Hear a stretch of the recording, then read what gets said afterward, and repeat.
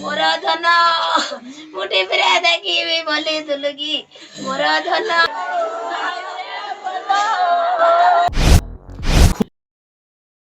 ଦାଦନ ଖଟିବାକୁ ଯାଇ ଶଙ୍କର ବିଷୟୀଙ୍କର ମୃତ୍ୟୁ।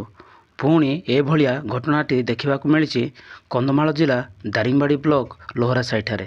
ଆମେ ପହଞ୍ଚିଥିଲୁ ଠିକ୍ ଗତକାଲି ସନ୍ଧ୍ୟା 6:15 ସମୟରେ ସେହି ପରିବାରରେ ଯେଉଁ ପରିବାରରୁ ଶଙ୍କର ବିଷୟୀ ଯେଉଁ ଦାଦନ ଖଟିବା ପାଇଁ ବାହାରକୁ ଯାଇଥିଲେ ସେହି ପରିବାର ଆମେ ପହଞ୍ଚିଥିଲୁ। ଆଉ ସେହି ପରିବାର ପହଞ୍ଚିଲା ପରେ ଆମେ ଶୁଣିବାକୁ ପାଇଲୁ ସିଏ 23 ତାରିଖରୁ ଏହି ଦାରିଙ୍ଗବାଡ଼ିରୁ ସିଏ ସୁଦୂର ବମ୍ବାଇ ଯାଇଥିଲେ ଏବଂ ସେ ବମ୍ବାଇରେ ପହଞ୍ଚିଥିଲେ 25 ତାରିଖ ଦିନ ଏବଂ 26 ତାରିଖ ଦିନ ରବିବାର ଥିବା ସତ୍ତ୍ୱେ ସିଏ ରେଷ୍ଟ ମାରିଲା ପରେ 27 ତାରିଖ ଦିନ ସିଏ କାମରୁ ବାହାରିବା ପୂର୍ବରୁ ତାଙ୍କ ପରିବାର ଲୋକଙ୍କୁ ଫୋନ୍ କରି ଜଣାଇଥିଲେ, ମୁଁ କାମ ବାହାରିଲି, ଘଣ୍ଟେ ଛୁଟି ହେଲାବେଳେ ମୁଁ ତୁମକୁ ଫୋନ୍ କରିବି ବୋଲି କହିଥିଲେ ଶଙ୍କର ବିଷୟୀ। ତାହେଲେ ଆସନ୍ତୁ ଶଙ୍କର ବିଷୟୀଙ୍କର କେଉଁ ପ୍ରକାର ଭାବରେ ତାଙ୍କର ମୃତ୍ୟୁ ହୋଇଛି ଅଧିକ ଜାଣିବା ପାଇଁ ତାଙ୍କର ନିଜ ଭଉଣୀ ଅଛନ୍ତି, ତାଙ୍କୁ ଆମେ ଜାଣିବା ପାଇଁ ପଚାରି ବୁଝିବା।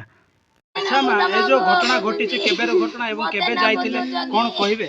ଗୁରୁବାର ଦିନ ଯାଇଥିଲା ମୋ ଭାଇ, ସାନ ଭାଇ ଗୁରୁବାର ଦିନ ଯାଇଥିଲା ଦାଦନ ଖଟିବାକୁ। କାଲି ଏ ଘଟଣା ଘଟିଛି। ସିଏ ଶନିବାର ଦିନ ସେଠି ଓହ୍ଲିଲା, ରବିବାର ଦିନ ରହିକି ସୋମବାର ଦିନ ଯାଇଥିଲା କାମକୁ। 11ଟା ଯାଇଥିଲେ ନା କାହା ସାଙ୍ଗରେ ସାଙ୍ଗ ହେଇକି ଯାଇଥିଲେ? ସାଙ୍ଗସାଥି ହେଇକି ଯାଇଥିଲେ। କୋଉ ସ୍ଥାନକୁ ଯାଇଥିଲେ? ବମ୍ବାଇ ଯାଇଥିଲା। ବମ୍ବାଇ ଯାଇଥିଲା କାମ କରୁଥିଲା। କେମିତି ପାଇଲେ ଏବଂ ଆପଣଙ୍କୁ କିଏ ଜଣାଇଲେ? ସିଏ ଯାହା ସାଙ୍ଗରେ ଯାଇଥିଲା ସିଏ ଫୋନ୍ କରିକି ଆମକୁ କହିଲା। ମେଡ଼ିକାଲରେ ପଡ଼ିଥିଲା, ଆମେ ଭିଡ଼ିଓ କଲ୍ କରିକି ଦେଖେଇଲେ। ଆମେ ଦେଖିଲୁ, ଭାଇକି ଦେଖିକି ଆମେ ବିଶ୍ୱାସ କରୁନଥିଲୁ, ଭାଇକି ଦେଖିକିରି ବିଶ୍ୱାସ କଲୁ। ଆମର ଦେଖୁଛ ତ କେମିତିଆର ପରିବାର, ବାପାର ତ କିଛି ଇଏ ନାହିଁ, ମା ବାପା କିଏ ନାହିଁ, 2 ଜଣ ଯାର କିଛି କରିପାରିବେନି ସେମାନେ। ଆଉ ସିଏ ଖଟିକି ଆଣୁଥିଲା, ତାଙ୍କେ 3 ଜଣ 4 ଜଣ ହେଇକି ପଳେଇଲା। ତାଙ୍କ ଦେଇ କିଏ ସବୁ ତାଙ୍କର ଭରଣ ପୋଷଣ କିଏ କରିବ? ଯେତେବେଳେ ଆପଣ ଖବର ପାଇଲେ ମୃତ୍ୟୁ ହେଇଛି, ସେହି ସ୍ଥାନରେ ପଡ଼ିକି ମୃତ୍ୟୁ ହେଇଛି ବୋଲି ଆପଣ ଯେତେବେଳେ ଖବର ପାଇଲେ, ଆଉ ପ୍ରଶାସନକୁ ସେହି ସ୍ଥାନରୁ ଏହି ସ୍ଥାନକୁ ତାଙ୍କର ଶରୀର ଆଣିବା ପାଇଁ କିଛି ପ୍ରଶାସନକୁ ଆପଣ? ପ୍ରଶାସନ ମୁଁ ଥାନାକୁ ଯାଇଥିଲି, ଥାନାବାଲାକୁ କହିଲି, ସେମାନେ ଫୋନ୍ ଫାନ୍ କରିକି ସେପଟେ କଥା ହେଲେ। ଆଉ କଥା ହେଇକି ବଡ଼ି ଛାଡ଼ିବୁ ବୋଲି କହିଲେ। ସେମାନେ କହିଲେ ଆମେ ଏଇଠୁ ନେଇଦେବୁ, ଆଉ ଯାହା ଭରଣ ପୋଷଣ ତାଙ୍କର ଯାହା କାମ ହେବ ଦେବୁ, ଆଉ କିଛି ସାହାଯ୍ୟ କରୁ ବୋଲି କହିଛନ୍ତି। ତାଙ୍କେ ତ ଆଣିନାହାନ୍ତି, ଆଜି 1-2ଟା ରାତି ହେବ କହୁଛନ୍ତି, ଆଣିଲା ଆସିକି 1-2ଟା ରାତି ହେଇଯିବ। ଆଉ ଆମର ପରିସ୍ଥିତି ବାପାହାର ଦେଖୁଛନ୍ତି, ସରକାର କ'ଣ ସାହାଯ୍ୟ କରନ୍ତୁ, ତାଙ୍କ ଦିକି ସୁବିଧା ସହଯୋଗ କ'ଣ କରନ୍ତୁ। ତାଙ୍କର ଆଉ କିଏ ନାହିଁ ତାଙ୍କୁ ପୋଷିବା ପାଇଁ 3 ଜଣଙ୍କୁ। ଆଚ୍ଛା ଭଉଣୀ, ତାଙ୍କର ସ୍ତ୍ରୀ ଅଛନ୍ତି କି? ଅଛି ତା ସ୍ତ୍ରୀ ଅଛି। ପିଲା ତାଙ୍କର କେତେଟା? ଛୁଆ ପିଲା କିଛି ହେଇନାହିଁ, କିଛି ନାହିଁ। ଆଚ୍ଛା, ସେମାନେ କେବେ ଯାଇଥିଲେ? କେତେ ଦିନ ସେଇ ସ୍ଥାନରେ ଯାଇକି କାମ କରିଥିଲେ? ସିଏ ଯିବାର 5-6 ଦିନ ହେଲା। ସିଏ ଗଲା ଗୁରୁବାରେ, ଶନିବାରେ ଓହ୍ଲିଲା, ରବିବାରେ ରେଷ୍ଟ ନେଇକି ରହିଲା, ଯାଇଥିଲା ବୋଲି ହାଲିଆ ହେଇକି ରହିଗଲା। ସୋମବାର ଦିନ ସକାଳେ 8ଟାରେ ଫୋନ୍ କରିଥିଲା, ଖାଇ ବସିକି ଫୋନ୍ କରିଥିଲା। କାମରୁ ଆସିଲା, ଆଉ ଥରେ ଘଣ୍ଟାରେ ଫୋନ୍ କରିବି କହିଲା। ଆଉ ଘଣ୍ଟାରେ କ'ଣ ଫୋନ୍ କରିବ? 12ଟା ବେଳେ ଫୋନ୍ ପଳେଇ ଆସିଲା ଯେ ସିଏ ପଡ଼ିଯାଇଛି, ଛାତରୁ ପଡ଼ିଯାଇଛି, ଆଉ କିଛି ନାହିଁ କହିଲେ। ବର୍ତ୍ତମାନ ଆପଣ ସରକାରଙ୍କୁ କ'ଣ ଦାବି ରଖୁଛନ୍ତି? ସରକାର କିଛି ସାହାଯ୍ୟ ସହଯୋଗ କରନ୍ତୁ। ଥାନାବାଲାକୁ ମୁଁ କହିଛି, ସେମାନେ ଫୋନ୍ ବାନ୍ କରିଛନ୍ତି।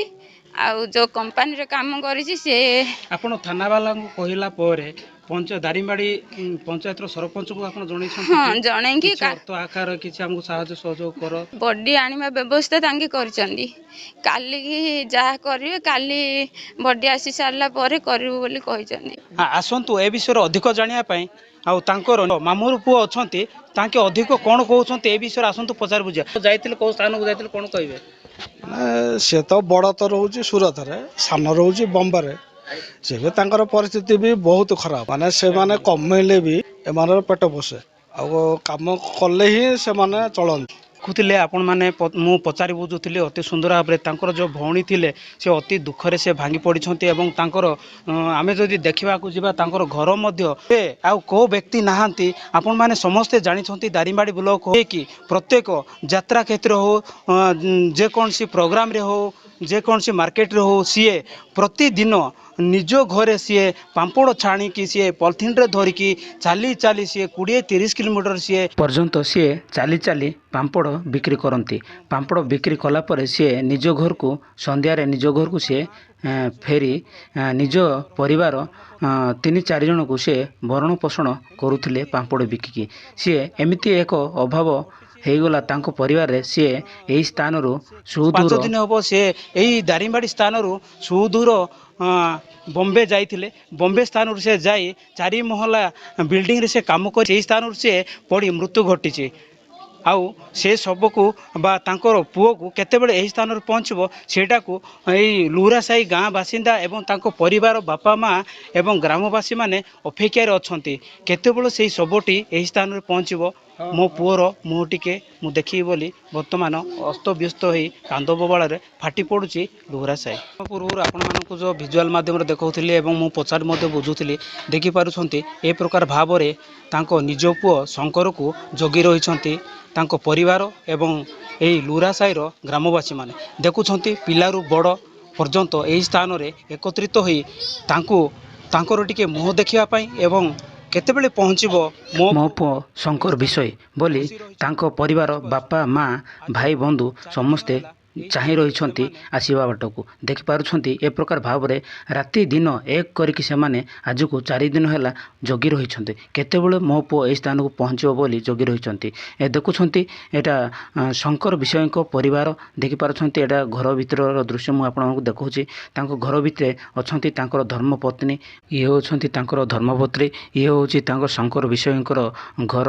ଦେଖିପାରୁଛନ୍ତି ଘର ଭିତରେ ତାଙ୍କ ଧର୍ମପତ୍ନୀ ଅଛି, ସେ ମଧ୍ୟ କାନ୍ଦ ବୋବାଳିରେ ପୁରା ଫାଟି ପଡ଼ୁଛି ଏବଂ ତାଙ୍କର ସକାଳ ପରିବାର ସୃଷ୍ଟି ହେଉଛି। ଅଭାବନୀୟ ଘଟଣାଟି ଘଟିଛି ଲୁହରାସାହି।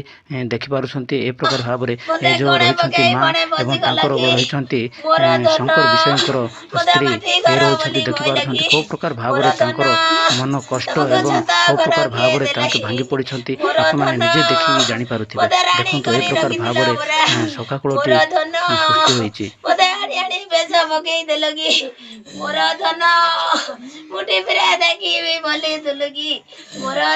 ତାହେଲେ ଆସନ୍ତୁ ଶଙ୍କର ଭାଇଙ୍କ କେତେ ସମୟ ଭିତରେ ଦାରିଙ୍ଗବାଡ଼ି ଲୁହରାସାହିରେ ତାଙ୍କର ଶବଟି ଆସି ପହଞ୍ଚୁଛି ବର୍ତ୍ତମାନ ସେଇଟାକୁ ଆମେ ଅପେକ୍ଷାରେ ରହିବା।